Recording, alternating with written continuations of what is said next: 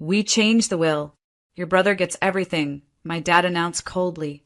Mom smiled. Then my father can handle bills, I replied while canceling every payment.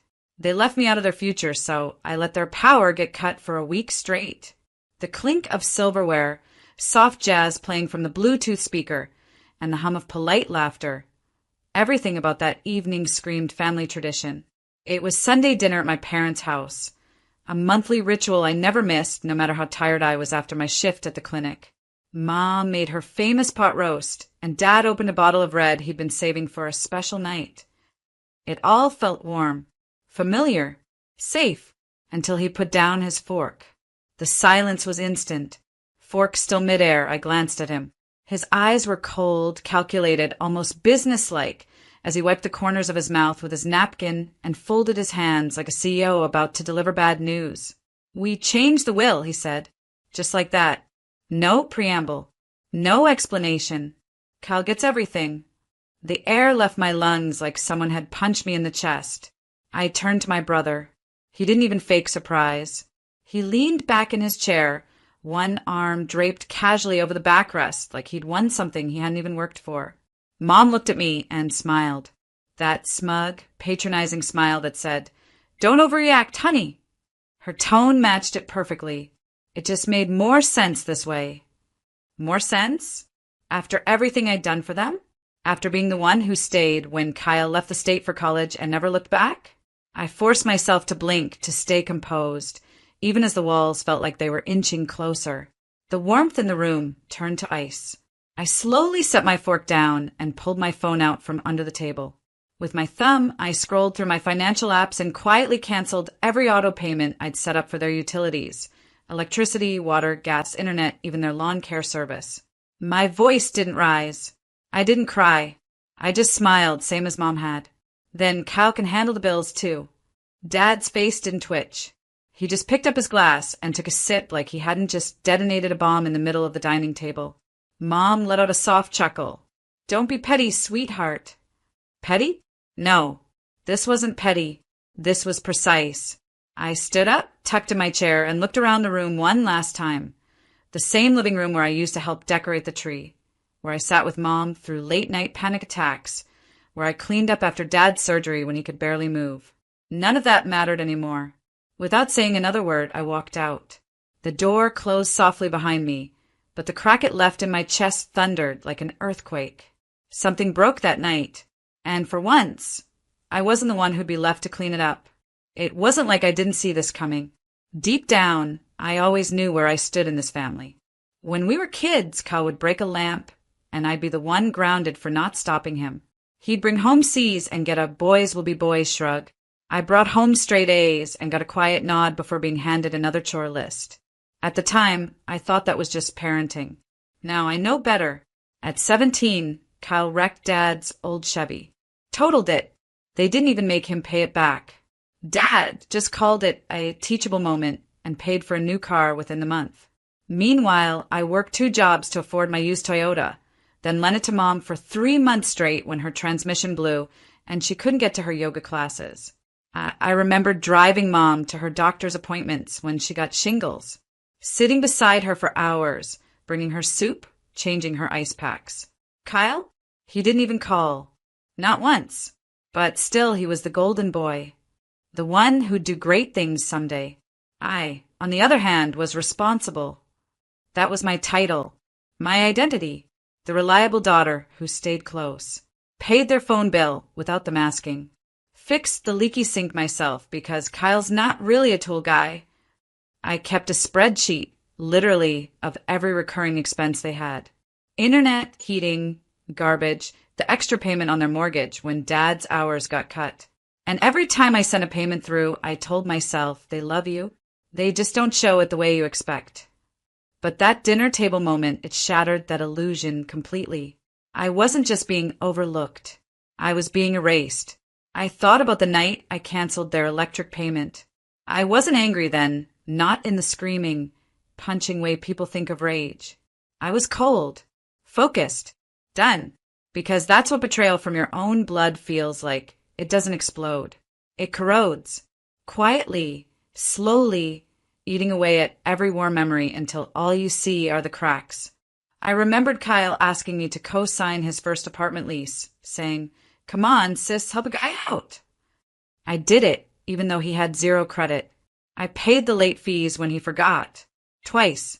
They knew all that. They knew what I had done. And still they changed the will. Cut me out like I never existed.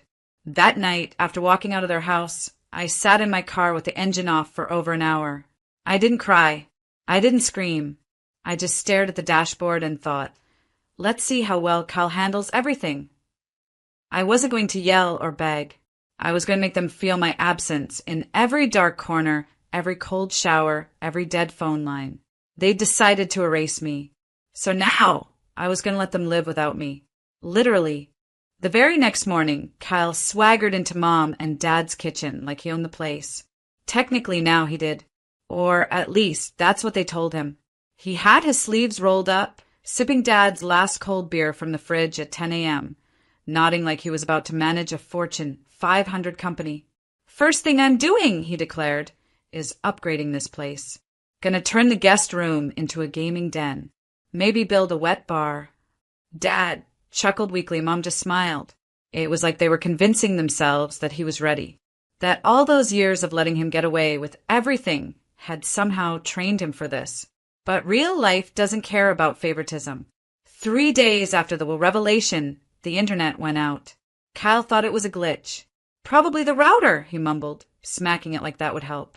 By day 5, the water company posted a red tag on the front door. Unpaid for 2 cycles. Kyle peeled it off and tossed it without even reading it. On day 7, the power went out fully. No lights, no heat. In the middle of March, Kyle blamed the electric company. "These people are scammers. They can't just shut it off like that," he yelled, pacing in his boxers. Mom tried to boil water on a camping stove. Dad sat wrapped in 3 blankets in the living room, quiet for the first time in years. Then came the collection notices, all addressed to them, all stamped final warning. They tried calling me. I let it go to voicemail. "Sweetie, I think something's gone wrong with the autopay," Mom said. "Can you check on it, please?" I didn't respond, but I listened. I played that voicemail 3 times while sipping tea in my warm, well-lit apartment. Their bills were always in my name. I had taken care of it all, quietly behind the scenes for years. Now it was their turn to notice what silence really sounds like. Kyle called next. "Hey, sis. Look, I didn't know about the whole thing until they told me. I didn't ask for it. But, I mean, now that it's done, maybe we can work something out." That line almost made me laugh. Work something out? The same guy who once faked a knee injury, so I'd mow the lawn alone in the July heat? Now he wanted to talk? No, thank you. On the 10th day, I got a text from Dad. Just 4 words. "We need your help." That's when I knew the plan was working. The silence was getting louder. The cold was sinking in. And for the first time, they were living the life they'd assigned to me, on the sidelines, powerless. The golden boy wasn't shining anymore. He was melting. It started with a knock on my door. I knew it was them before I even looked through the peephole. Something about the hesitant rhythm, the pause between knocks, told me it wasn't someone confident. It was someone desperate. I opened the door slowly, deliberately. Dad stood there bundled in a coat he hadn't worn in years. Mom was behind him, her mascara slightly smudged. Kyle was missing. "Hey, sweetheart," Mom said with a practiced smile. "Thought we'd stop by." "No heat at your place?" I asked, leaning against the doorframe. Dad cleared his throat. "Look, this whole thing with the bills, it got out of hand." "Out of hand?" I wanted to laugh, but I kept my voice calm. "What do you need?" Dad hesitated. It was the first time in my entire life I saw him unsure of his words. "We were hoping you'd consider helping us out, just until things get back to normal." "Define normal," I replied. Because to me, normal was handling your mortgage, your utilities, your car insurance, while you made Kyle your heir. Mom spoke up. "Honey, we didn't mean to push you away. We just thought Kyle needed more help." I crossed my arms. "And what about me? When I was working 2 jobs in college and came home to sleep on the couch because you gave Kyle my old room, did I not need help then?" They didn't answer. You changed the will, I continued. You made your choice. Dad looked down. We made a mistake. That's when Kyle walked up the stairs behind them, shivering, wearing a hoodie 2 sizes too big. He didn't look like the golden child anymore. He looked average, tired, overwhelmed. I can't do it, he muttered. The payments, the calls, the late notices. I thought you were handling all that stuff. You always made it look easy. That's because I said, quietly for years. They stood there in silence, finally understanding, finally seeing. Mom's voice broke the tension. So, will you help? I stepped aside from the doorway, letting the warmth of my home spill into the cold hallway. I'll help, I said slowly, but with my terms. They looked up, hopeful. First, we visit a lawyer. That will you rewrote? It gets revoked. Split evenly, or you get nothing from me again. Dad opened his mouth to argue, but I raised my hand. Second, Kyle gets a job. A real one. No more handouts. If he wants to be the man of the house, he earns it. Kyle nodded sheepishly. And third, I said, my voice firm, you apologize. For every moment you made me feel invisible in my own family. The silence stretched. Then Mom whispered, We're sorry. I held the door open wider. Then come in. It wasn't forgiveness. It was accountability. And it was just the beginning. The lawyer's office smelled like old books and sharper truths. I sat across from my parents and Kyle, my legs crossed, my expression unreadable. They fidgeted, Dad tapping his knee, Mom adjusting her scarf, even though the room wasn't cold. Kyle looked like he hadn't slept. Mr. Donovan, my lawyer, glanced over his glasses. So, let's be clear. You're here to amend the living will and financial power of attorney, correct? Dad nodded slowly. Yes, we'd like to adjust things. Mr. Donovan pulled out the original documents, flipping to the pages I already knew by heart. The ones where Kyle was granted everything, assets, property, even the lake cabin my grandfather built with his own hands. Who do you want to make the new primary beneficiary? Mr. Donovan asked. There was a pause, short, but it held weight. Mom spoke first. Our daughter. Hearing those words, after years of being dismissed as just the backup plan, it landed heavy. Mr. Donovan nodded, making notes. And you're aware that this decision is final unless legally contested in court? Dad cleared his throat. Yes, it's what we want. Kyle looked away. Not a word from him. Not even a murmur of protest. Maybe he knew this was overdue. Maybe he was too embarrassed to fight now that the illusion of favoritism had fallen apart. I didn't smile. I didn't gloat. But inside I felt it, that long overdue shift in power. I hadn't begged for it. I hadn't manipulated anyone. I had simply made them see reality. And the house? Mr. Donovan asked. The deed will be transferred to her, Dad replied. She's been paying the taxes and mortgage anyway. I let out a breath I didn't know I'd been holding. Not out of relief, but out of release. The weight they had dumped on me for years, it was finally being acknowledged. After signing the documents, Mr. Donovan slid the folder toward me. Congratulations, he said. You now legally hold the estate, including the financial accounts that were previously locked. Kyle's eyes widened. Wait, what does that mean? It means, I said calmly, if you want to borrow Mom's car again, you'll be calling me. Dad rubbed his temples. Let's not turn this into a power play. Oh, I'm not, I replied. I'm just making it clear. You've asked me to handle the responsibilities. I'm now the one making the calls, which means the cabin. Off limits unless you contribute to its upkeep. The bills? Paid if you follow the terms we agreed on. Kyle looked like he was shrinking in his chair. Mom sat frozen. And one more thing, I added. No more secrets. You want respect? It goes both ways now. The office went quiet. Mr. Donovan slid me a fresh copy of the revised will. The ink still wet. The power once stolen, now officially mine. And for the first time in years, I felt like I wasn't the outsider in my own bloodline. I was the center, the anchor, the one who endured and rewrote the ending. It took less than a week for Kyle to lose his cool. It started with a phone call. then 3, then 6. He left voicemails filled with fake politeness, peppered with phrases like, "Let's talk," and "We're still family." But the desperation underneath was loud. He had just realized he'd been cut off from the accounts, the house, even the gas card my parents used to keep in his name. Then came the family dinner. We hadn't had one of those in a while, but Mom insisted. "Let's all just sit together, like before." Her voice trembled like she knew this wasn't just a meal, it was a showdown. The table was set. Dad poured wine.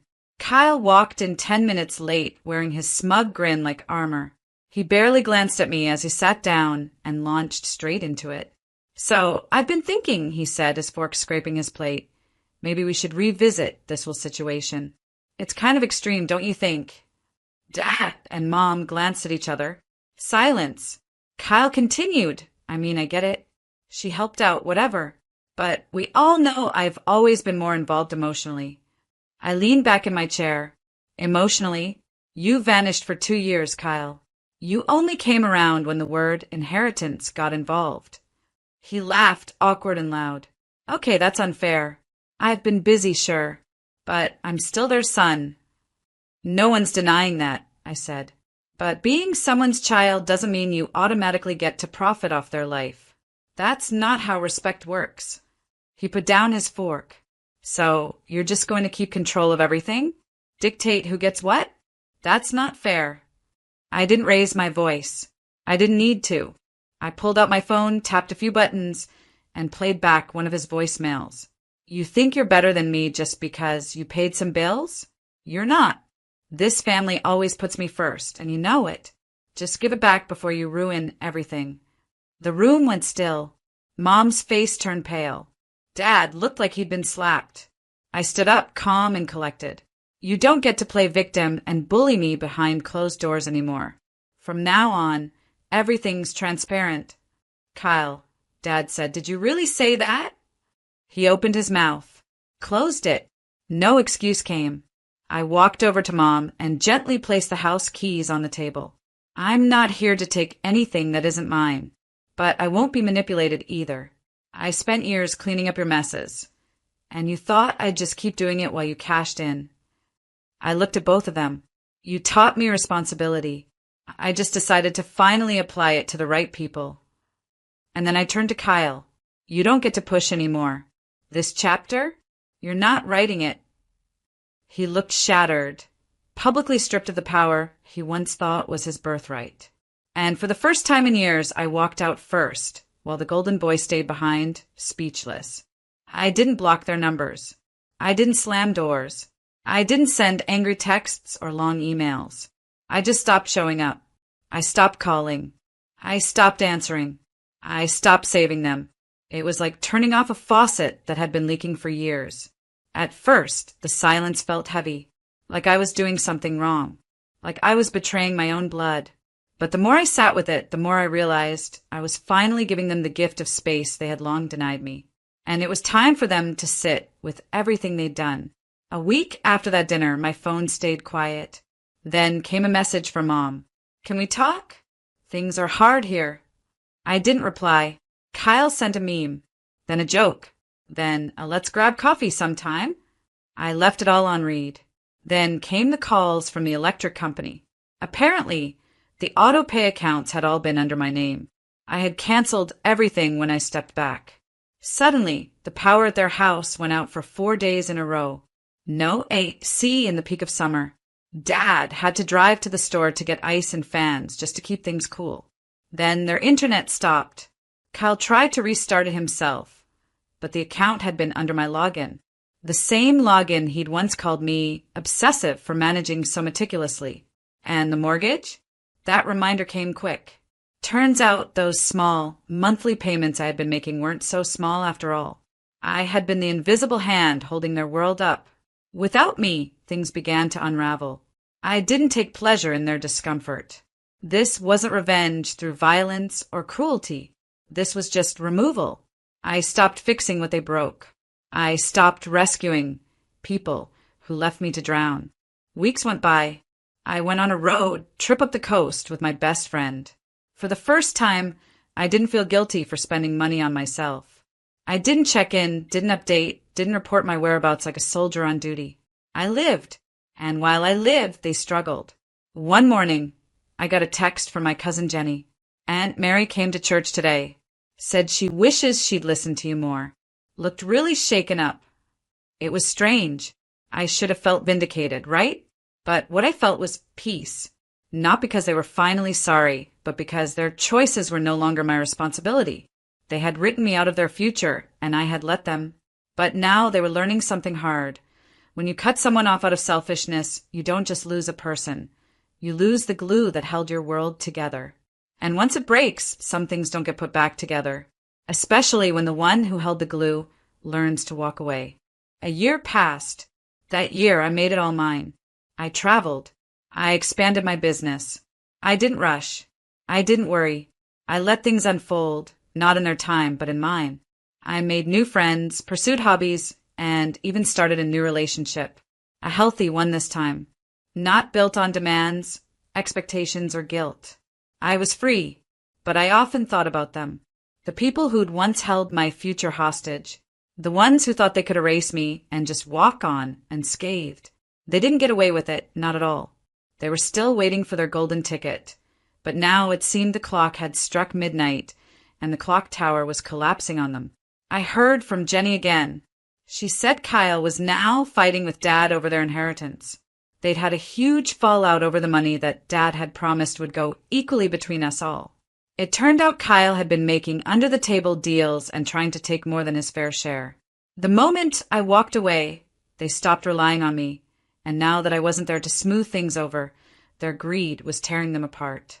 Mom, who'd once been so concerned about being a good grandmother, had distanced herself from me completely. She tried to win back her relationship with me after everything, but it was too late. She was like a flower that waited too long for the sun. The petals had already fallen. Dad, on the other hand, wasn't the same strong, proud man he once was. He had let his empire of family slip through his fingers. The business had crumbled. The house was in foreclosure, all because of their own refusal to see me as more than a fixer, a problem solver, a safety net. Without me managing their chaos, the whole thing fell apart. But me? I had never felt more alive. I knew my worth. I knew my place. One day, as I sat in my new apartment on the balcony overlooking the city, I got a call. It was from Dad.